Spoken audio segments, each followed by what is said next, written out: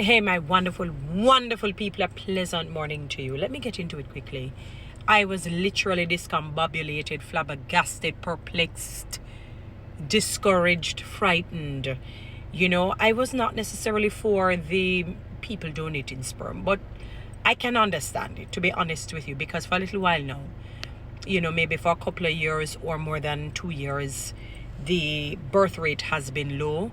And when you have an aging population and you're not having new generation coming up, it can be problematic from a socioeconomic standpoint and otherwise.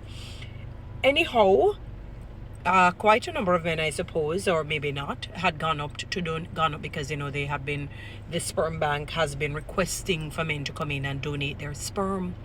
But listen, up to 80% of the men who have stepped forward to donate sperm have been found to have very low quality sperm. They're firing blanks.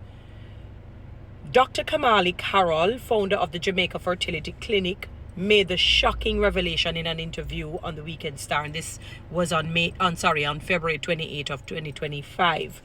She says, if it's a male, because I know sometimes these names are unisex, many of the donors do not have good sperm quality despite being young and so-called healthy.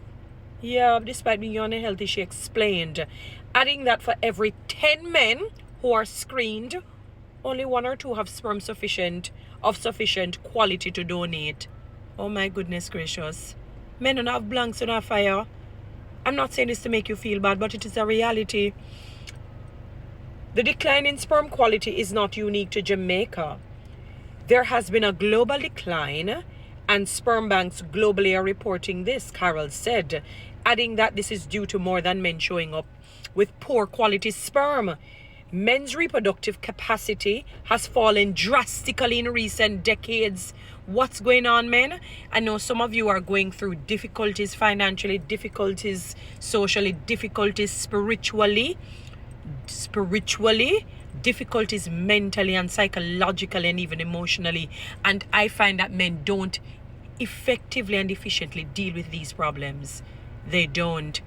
They do something that damages the situation, that probably contributes to the low libido and the low sperm count or quality. Some are even suffering gravely at a young age from erectile dysfunction. A study published by the U.S. National Library of Medicine titled Reasons for Worldwide Decline in Male Fertility, my God, said several retrospective and basic science studies have shown possible links for this decline in sperm to parameters such as obesity. Yeah, man, I see some men that, oh my God, the size, diet, and environmental toxins. And even it says diet and the stress, your stress, the things that are stressing you out. The Jamaica Fertility, it only mentioned obesity, diet, and environmental toxins. I'm the one that's mentioning stress because I know that that's a part of it. The Jamaica Fertility Clinic has been paying $10,000 to $15,000 to young, healthy men in exchange for sperm donation. However, according to Carol, about a third of all couples at the clinic use donor sperm. She said that half of infertility cases that visit the facility are due to male factors, from low sperm count to the sperm having difficulty moving or swimming properly, reducing their ability to reach and fertilize an egg. Harold said a benefit of donation is being able to know one's fertility status, so that if there is a problem, males can identify it and have time to have it addressed.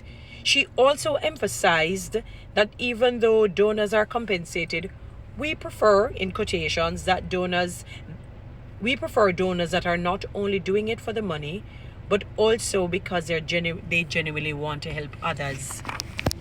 And she spoke about the fact that she's talking about young, healthy, seemingly healthy, vibrant men firing blanks. Now it probably makes sense because, my impression is that maybe some of you are aware of it. And, when you have, for example, the sex without protection, the woman realizes that, how is it that he ejaculated inside of me and yet I can't be impregnated? I'm not impregnated. And then when she goes to somebody who has a very viable sperm count and their libido is not low, they do not suffer from erectile dysfunction, they get pregnant. And I don't support the whole jacket saga. But men, you're firing blanks. Sometimes, you'll go somewhere very early in the morning and you see men drinking, the liquor, the boom, they're smoking heavily. And I'm talking fairly young men. Their speech is slow and dragging. They look really washed up. They look haggard. They look tired. I'm not talking necessarily somebody who is obese. I'm talking even men who look slim, maybe their cholesterol level is out of whack, And they in terms of longevity, women generally tend to outlive men. Funny enough, yet we're the ones who are always bothered by things. We quarrel, we complain, and we're stressed. But I think we manage it much better than men. Because what ends up happening is that men tend to, sometimes rely on alcohol, rely on excessive sex, rely on drugs to deal with their problems in life, their mental problems, their social problems, their psychological problems, their financial problems, their home problems. Whatever it is, whatever demons they're battling, they're not dealing with it efficiently and effectively.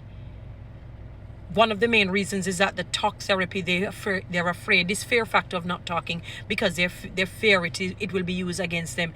You have to get over that, men. You have to release that fear. You have to just be prepared.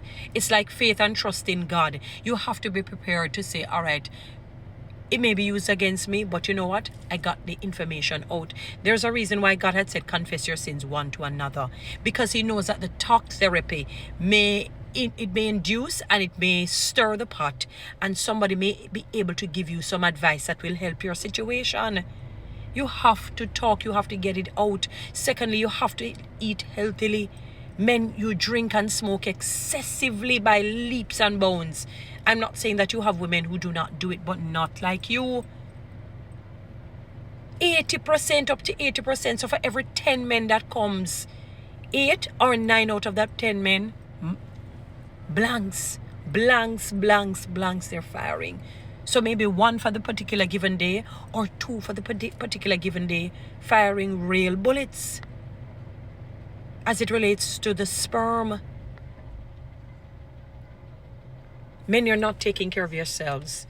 And what some of you are out here doing, you're fighting women unnecessarily. You're battling women. Your war is in the wrong place. For we wrestle not against flesh and blood, but against principalities and powers, against rulers of darkness, against ominous world forces, spiritual wickedness in high places. The battle of the sexes is unnecessary. I see men tracing women, cursing women, and doing all manner of evil. Listen to me. 1 Peter 3:7. I'm encouraging you to read it. Although it was directed to husbands, it goes for men as well. Men, do not embitter your wives. Do not be harsh with them. Do not abuse them. Whether it's verbally, physically, emotionally, financially, psychologically, any way that you can think of, because your prayers will be hindered. Sometimes you're wondering why things are happening to you.